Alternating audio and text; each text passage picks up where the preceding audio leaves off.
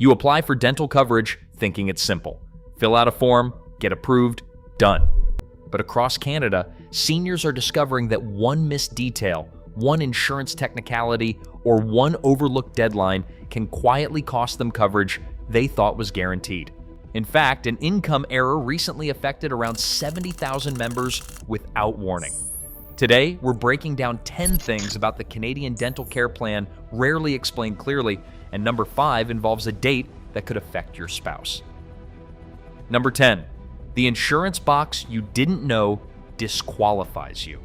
Before you even apply, one small code on an old tax slip can quietly end your eligibility. On your T4 Box 45 or your T4A Box 015, there's a number that tells the government whether you had access to private dental insurance. If that code shows access, even insurance you never used, even a plan you opted out of, you may not qualify, no matter how much you actually need the help. The twist many people miss, even your spouse's plan can count against you. This is not about hiding anything. It is about knowing what the paperwork already says about you. So before you apply, pull out last year's slip and check that box. It takes 5 minutes and could save you a rejected application. Number 9, the 100% covered that still costs you something. If your income qualifies you for full coverage, you would assume the bill is zero. Often it is. But here is what is not always said out loud. The plan covers 100% of its own set fee, not necessarily what your dentist actually charges. If a clinic bills above that government rate, the difference, sometimes called balance billing, lands on you. A procedure listed at $200 could come with a $60 gap if the office charges more. Some dentists choose to bill at the government rate out of fairness to patients, but not all do. The simple fix is asking one question before you sit in the chair. Do you bill at the CDCP rate or above it? That single question protects your wallet. Number 8, the approval you need before treatment even starts. Bigger procedures like crowns, partial dentures, and other more complex work usually are not automatic. They need pre-authorization, meaning your dentist submits the request and waits for approval before treatment begins. Skip this step and you could be left covering costs you assumed were guaranteed. This catches people off guard because smaller visits, like cleanings, do not need this extra step, so it can feel inconsistent. The upside is this. Once approved, that authorization can last up to 1 or 2 years, so you are not refiling constantly. The action here is simple. Ask early. If your dentist recommends bigger work, check whether pre-authorization is required and get that ball rolling before you are sitting in discomfort waiting on paperwork. Number 7, the provincial program that won't let you double dip. If you live in Ontario and you're enrolled in both the federal plan and the Ontario Seniors Dental Care Program, you might assume you get double coverage. You don't. These programs do not combine. You choose one or the other for each treatment, not both at once. Being enrolled in one does not disqualify you from the other. It simply means you decide which program applies before the work is done.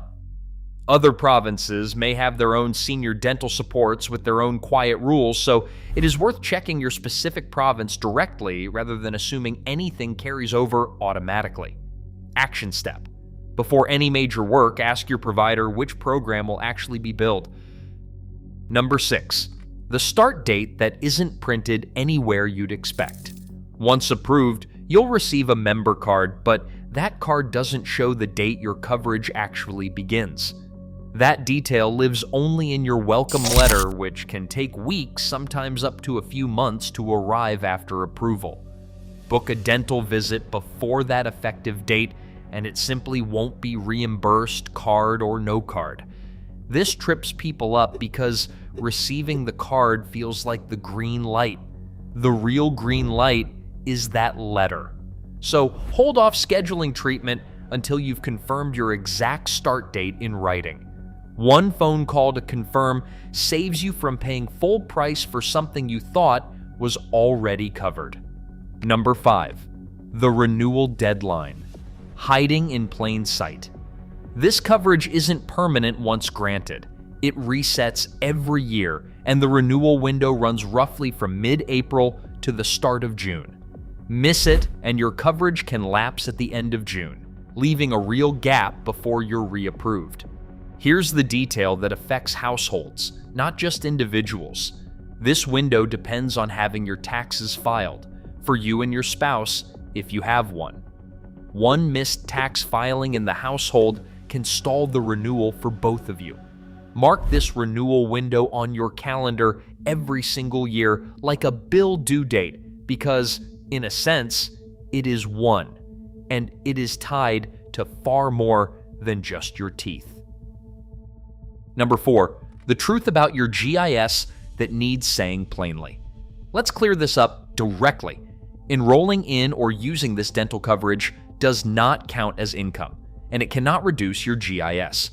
That fear keeps people from applying, and it should not. What actually affects GIS is separate and includes things like a large RRSP, withdrawal, or a pension change in a given year. The real connection between the two programs is not the dental benefit itself, it is the tax filing deadline they both depend on. Miss your taxes and you can disrupt both your dental renewal and your guaranteed income supplement review at the same time. So the message here is simple. Apply with confidence. The benefit itself was never the threat. Missing your paperwork is. Number 3, the mistake affecting 70,000 members that got quietly corrected. In October 2025, Health Canada confirmed an income calculation error had misjudged eligibility or copay levels for roughly 70,000 active members, about 1% of everyone enrolled. Around 27,000 were wrongly found ineligible, and 43,000 were placed in the wrong copay tier. Here's the part that matters most. Affected members were not required to repay coverage they had already received before the fix went into effect. Mistakes like this happen quietly, with little fanfare, which is exactly why it's worth checking your own letter. If your copay percentage looks off compared to your actual income, do not assume it is correct just because it came from the government. A quick call can confirm or correct it. Number 2, the call or text that was never really from them.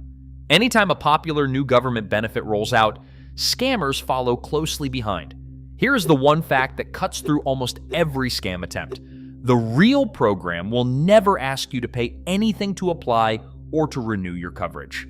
Not by phone, not by text, not by email. If a message says your coverage will be canceled unless you verify payment or provide banking details, that is not coming from the actual program.